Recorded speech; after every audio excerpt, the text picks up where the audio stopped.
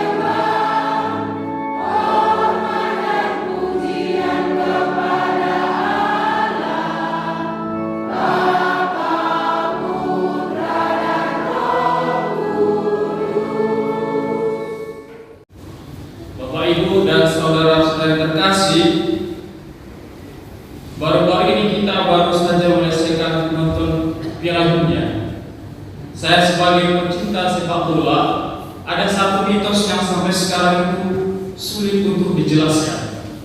Katanya juara film itu akan sulit menjadi juara bertahan, istilahnya back to back. Terakhir itu juara bertahan yang bisa kembali juara itu adalah Brasil tahun 1958, kemudian juara 62. Setelahnya itu tidak ada lagi juara yang back to back. Terakhir itu Prancis juara 2018, 2022, kemudian menjadi finalis kalah. Dari situ ditunjukkan bahwa memang menjadi juara bertahan itu tidak mudah. Istilahnya ada pepatah yang mengatakan lebih mudah menggapai daripada bertahan. Dalam hidup beriman, baru saja kita dengar bagaimana sebenarnya Tuhan mau mengatakan kepada kita tentang apa. Setelah kemarin kita bersuka cita karena kelahiran Yesus, hari ini kita mendengar Injil bagaimana dikatakan jangan takut. Dengan demikian dikatakan bahwa ada banyak kesulitan yang harus kita hadapi dalam hidup ini. Bapak Ibu, sini kan bisa lansia ya, tentu sudah menikmati hidup. Saya mau tanya sederhana saja, siapa ibu-ibu ini atau bapak-bapak yang lansia ini sepanjang hidupnya sampai sekarang selalu bahagia? Ada tidak? Ada? Atau ada yang sepanjang hidupnya selalu menderita? Ada? Ada?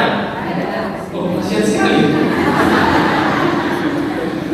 Itu udah mulai Yesus berarti. Yesus saja sudah selalu menderita, tapi ada penderitaannya. Makanya ada beberapa sederhana yang mengatakan itu hidup memang banyak cobaan, Bapak Ibu. Kalau sedikit itu namanya cobaan namanya. Itu tester. Jadi sedikit. Maka dari itu sebagai pengikut Yesus, kita harus menyadari bahwa pencobaan itu pasti ada. Biar saja Yesus yang lahir di kandang. Siapa di antara ibu bapak dan adik-adik yang paling miskin sedunia pernah lahir di kandang? Tidak ada. Minimal pakai bidan ya. Saya tidak ada pakai bidan lahir sendiri gitu. Dia sembuhan karena dulu miskin. Jadi ketika lahir rumah saya lahir sendiri tidak ada bidan. Bahkan dikatakan Yesus lahir di kandang dan di dalam palungan. Palungan itu kan biasanya tempat makanan sekaligus tempat kotoran binatang. Jadi lihat Yesus itu sejak lahir sudah mengerti artinya penderitaan. Maka Bapak Ibu kalau sekarang mengalami kesulitan, penderitaan, lihatlah Yesus. Sejak kecil sudah menderita. Dia sudah tahu pengertian menderita sejak kecil. Maka dari itu Bapak Ibu menghadapi kesulitan, penderitaan janganlah seolah-olah hidup Anda demi menderita. Masih banyak di luar kita yang menderita. Itulah mengapa Yesus itu sebenarnya pemimpin sejati. Jadi ketika Anda menghadapi kesulitan, Dia tahu kapan waktunya menolong Anda. Itu sama kan ketika kita sekolah. Saya rasa di sini semuanya semua sudah pernah sekolah ya. Gak tahu ya. Oh, mungkin di sekolah tidak. Pastikan juga beda sekolah dengan sekarang. Kan ada namanya ujian kan? Ketika kita mau ujian kelas 1, biasanya kelas 6 atau ujian biasanya. Itu kan ketika menghadapi ujian banyak soal diberikan. Yang mengerjakan siapa? Kan kita sendiri dong.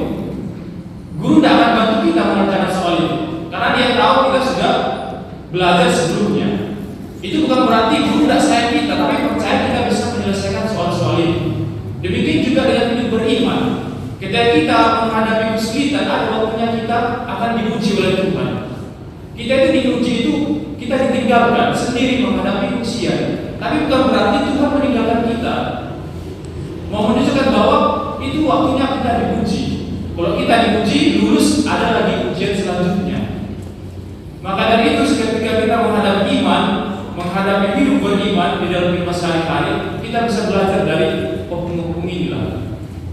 Pasti sudah istilahnya tantangan kehidupan sudah dinikmati. Kalau kayak saya ini yang masih jauh oknum, pengalaman saya sedikit. Jadi belajar dari oknum lansia. Bagaimana hidup itu bisa dinikmati dan sampai sekarang setia dalam hidup beriman. Sekalipun tentu tidak mudah. Namun itulah hidup. Tidak ada selalu dengan siapa, coba dengan siapa, suami istri lah. Setelah biasanya kan tahun pertama istilahnya panggilannya beb gitu ya, saya atau papi biasa gitu ya. 5 tahun kemudian berkurang lah. 10 tahun kemudian ya masak sendirilah gitu biasanya. Atau kadang-kadang dikatakan setelah biasanya suami istri 17 lama mukanya semakin mirip biasanya katanya. Betul ya Bapak Ibu? Anda tidak percaya sama itu?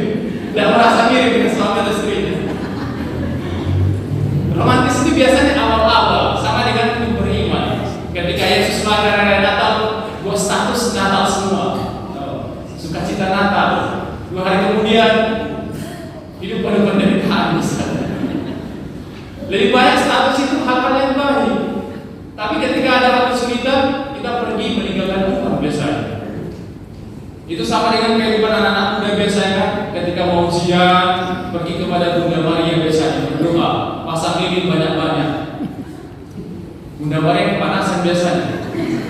Ketika ada selesai ujian dulu, jangan lagi berdoa biasanya. Paling 1-2 orang lah, seperti perumpamaan tentang orang yang disembuhkan dari penyakit kusta itu. Dari 10 orang hanya 1 yang datang kepada Yesus. Itu pun orang Samaria yang bisa dikatakan tidak percaya sama Tuhan.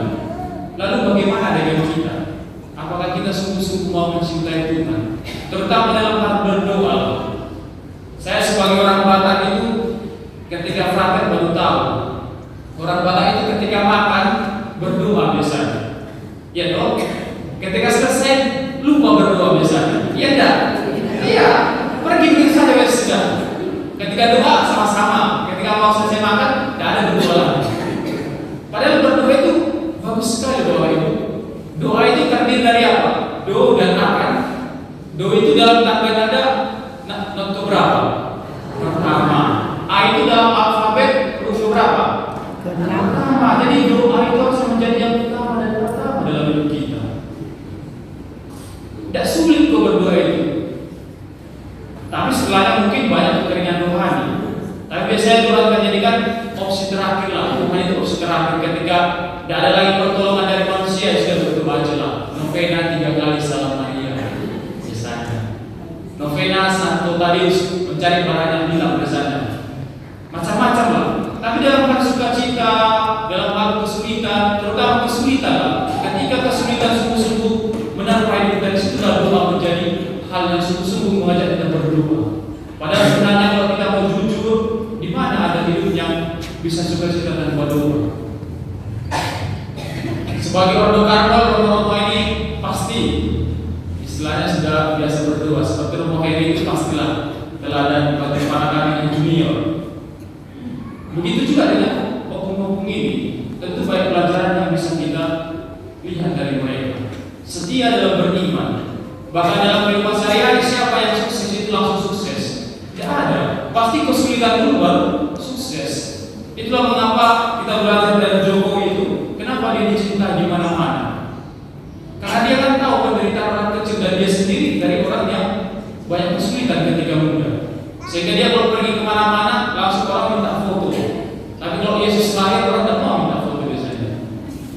Padahal dia memimpin dan sedang memimpin. Maka dari itu dalam hidup beriman kita juga belajar dari Santo Stefanus pada hari ini. Dikatakan dia menjadi martir pertama. Sekalipun dia diterpa banyak sekali cobaan, dia percaya Tuhan akan menyelamatkan dia. Dia mati sebagai martir, tetapi dia melihat kemuliaan Tuhan dikatakan. Langit terbuka dan dia melihat kemuliaan Tuhan. Tidak tahu nanti hukum ini ketika meninggal bisa lihat kemuliaan Tuhan terjadi. Jangan-jangan terbuka langit juga nanti. Karena saking sucinya kan kita tidak tahu juga. Karena para kaum religius belum tentu lebih suci dari Anda semua. Kita belajar bagaimana mengimani Yesus dalam kesulitan. Istilahnya kreatif dalam kesulitan. Ada orang yang sekali makan sehari sudah merasa hidupnya paling sulit. Padahal di luar dia ada orang yang tidak makan sehari. Saya ini Pak Ibu sedikit sharing. Saya itu dari keluarga yang pas-pasan dulu. Saya itu ketika kelas 5 SD, rumah kami terbakar dulu.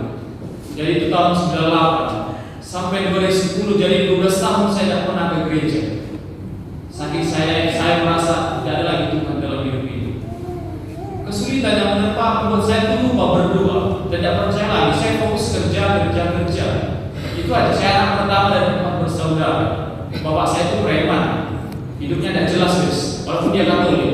Mama saya itu HKBP dari Katolik, tapi dia yang sering berdoa. Tapi dia lakukan berdoa bagi keluarga kami, sehingga kami anak-anaknya setidaknya tahu ke gereja. Walaupun saya enggak. Saya komuni pertama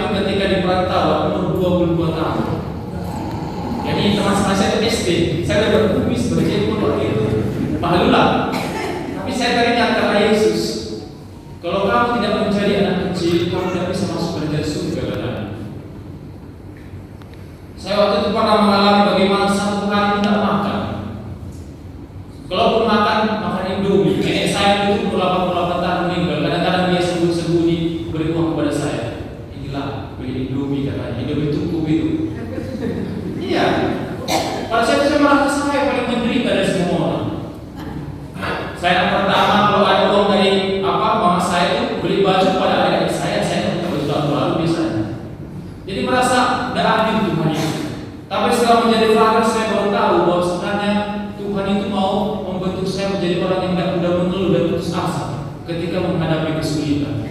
Saya yakin menjadi seorang pastor tidak mudah.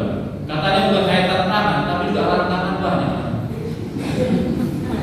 Tidak ada frata atau orang itu mati kelaparan, kekenyangan iya. Maka dari itu Bapak Ibu, kita sebagai beriman mengikut Yesus tidak mungkin selalu bahagia, tapi juga tidak mungkin selalu menderita. Yesus saja menderita, bagaimana mungkin kita bahagia? Maka dari itu kalau sampai sekarang Bapak Ibu tidak pernah menderita, bertanyalah, berarti Bapak Ibu belum cocok jadi pengikut Yesus. Karena Yesus itu menderita loh. Tidak mungkin kita senang-senang Yesus menderita. Dia mati di salib. Bagaimana mungkin kita menghadapi kesulitan kita langsung menyalahkan Tuhan? Tuhan itu seperti jarum itu, bukan seperti gunting. Gunting itu lurus jalannya, tetapi memisahkan. Kalau jarum itu sakit, jalannya berliku-liku, tetapi menyatukan. Itulah rencana Tuhan dalam hidup kita.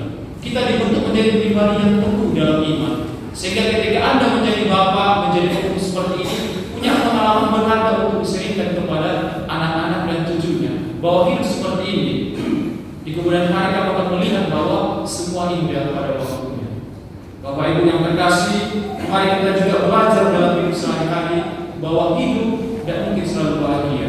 Tetapi Tuhan mengatakan jangan takut. Burung pipit itu dicintai bagi manusia, diciptakan untuk dicintai, bukan untuk dimusnahkan. Maka dari itu kita belajar dari peristiwa Taman Eden. Tuhan sudah mengatakan jangan makan buah dari tengah-tengah itu. Dari sekian banyak buah jangan makan. Tetapi itulah manusia ya keras kepala juga. Kenapa jadi makan saat itu? Penasaran mungkin. Ketika dimakan, Tuhan mengatakan di mana kamu ada? Saya sembunyi Tuhan, saya malu. Kenapa? Apakah kamu makan buah terlalu? Iya. Siapa yang beri? Perempuan. Disalahkan perempuan. Kemudian Tuhan tanya perempuan, disalahkan setan. Setan bingung, tidak lagi mau salah, ya sudah saya lah yang salah. Maka dari itu kita harus juga melihat hidup itu sebagai peristiwa iman. Tidak selalu mudah. Tetapi Tuhan katakan jangan takut, akan tiba waktunya kamu akan bersukacita. Karena kesenangan kita itu bukan kesenangan duniawi, tapi surgawi. Maka dari itu kita diajak untuk membiasakan yang benar, bukan membenarkan yang biasa.